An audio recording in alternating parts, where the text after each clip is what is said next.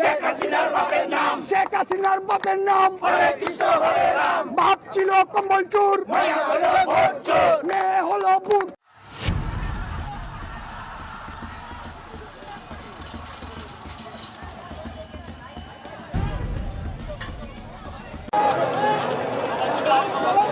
Roadblocks and running battles. Students protesting across Bangladesh, angry at the reinstatement of a quota system for government.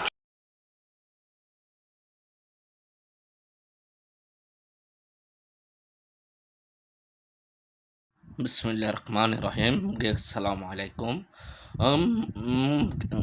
আপনারা কয়েকটি video footage দেখেছেন।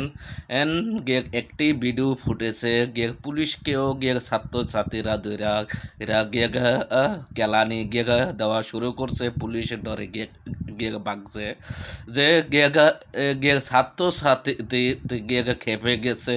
সে এখন এবং বাংলাদেশের ছাত্রছাত্রীর এখন নৌকা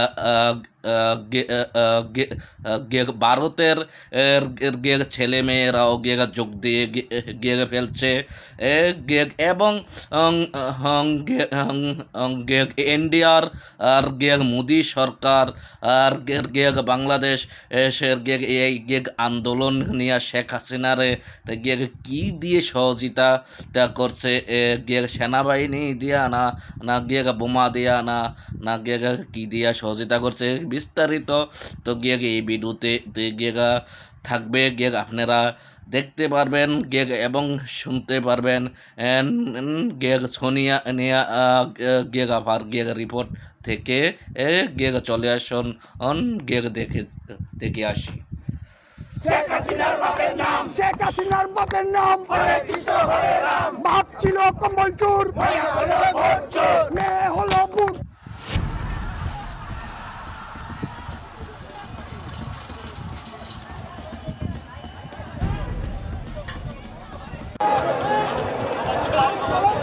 Roadblocks and running battles. Students protesting across Bangladesh, angry at the reinstatement of a quota system for government jobs. এই সন্ত্রাস মানছি না, কলকাতায় ঢাকায় পুলিশি রাজ মানছি না। আওয়ামী লীগের সরকার ক্রমাগত গণতন্ত্র চালাচ্ছে। মুসলিমরা আন্দোলন করলে জঙ্গি, এই ছাপ তো মারবেই। ছাত্র আন্দোলনে সীমাবদ্ধ নেই, সেই আন্দোলনটা তার বৃহৎ।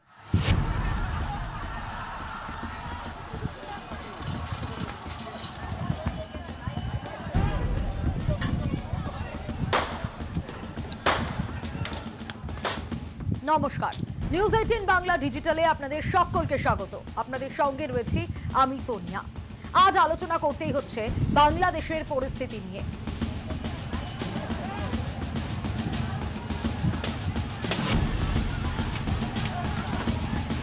চাকরিতে কোটা সংরক্ষণের বিরোধিতা, ছাত্র সংঘর্ষ আর সঙ্গে ছাত্র হত্যার ঘটনায় বাংলাদেশ রীতিমতো উত্তাল। বিদেশ মন্ত্রকের তরফে এই অশান্তির আবহে বাংলাদেশে বসবাসকারী ভারতীয় নাগরিক এবং পড়ুয়াদের উদ্দেশ্যে অ্যাডভাইজারি পাঠানো হয়েছে নরেন্দ্র মোদী সরকারের তরফ থেকে।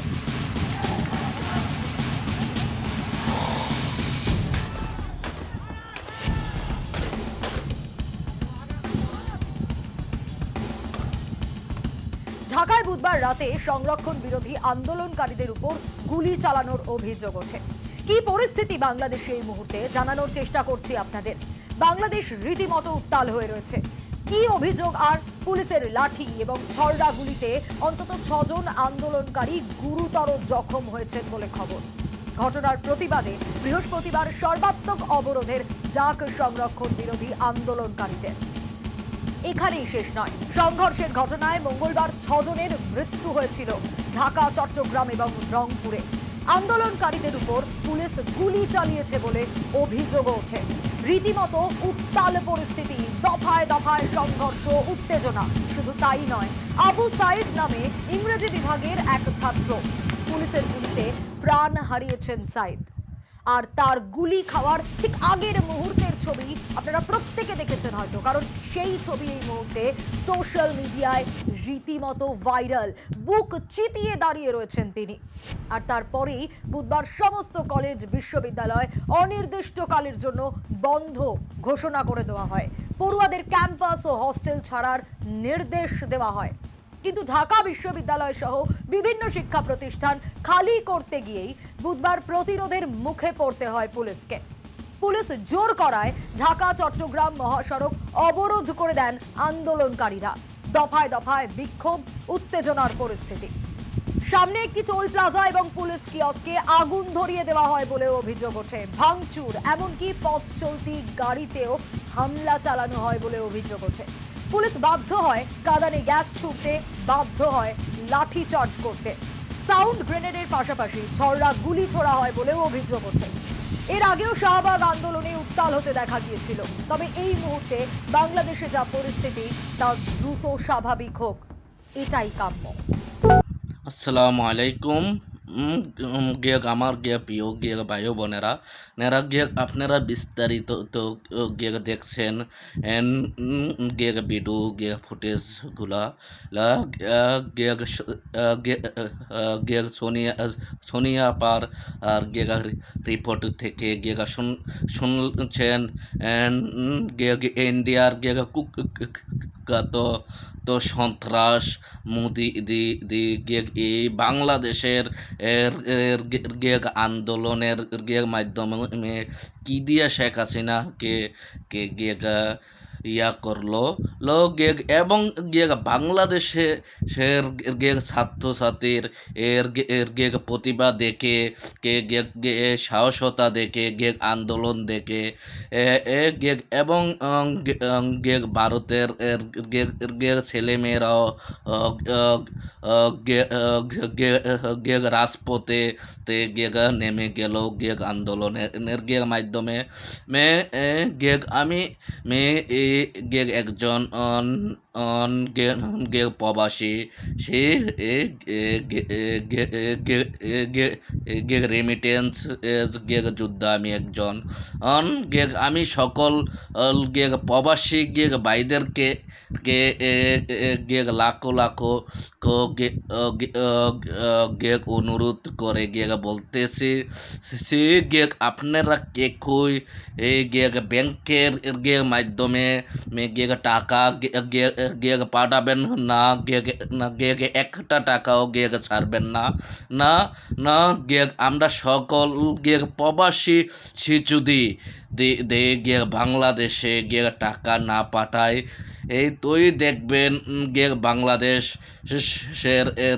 গদি থেকে শেখ হাসিনা লেজ গুটিয়ে নেমে গিয়ে যাবে, গদি ছেড়ে দেবে। বাংলাদেশের চাউরালি এমপি মন্ত্রী কিসের দাঁড়াতে বড় বড় কথা,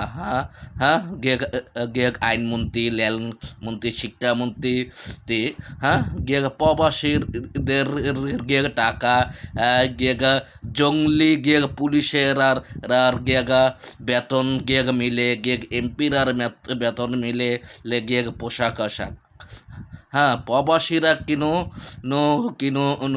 বাংলাদেশের কুখ্যাত রাজাকার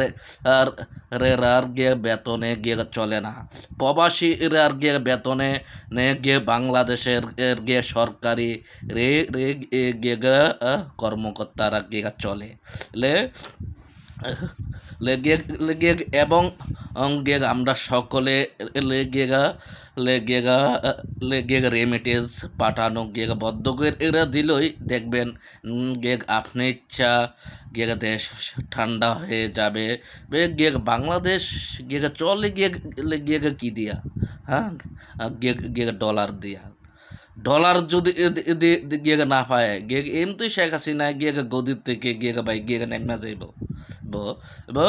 এবং আমার কথায় যদি কিনো ভুল পাঠতে হয়ে থাকে আপনারা সকলে ক্ষমার দৃষ্টিতে দেখবেন।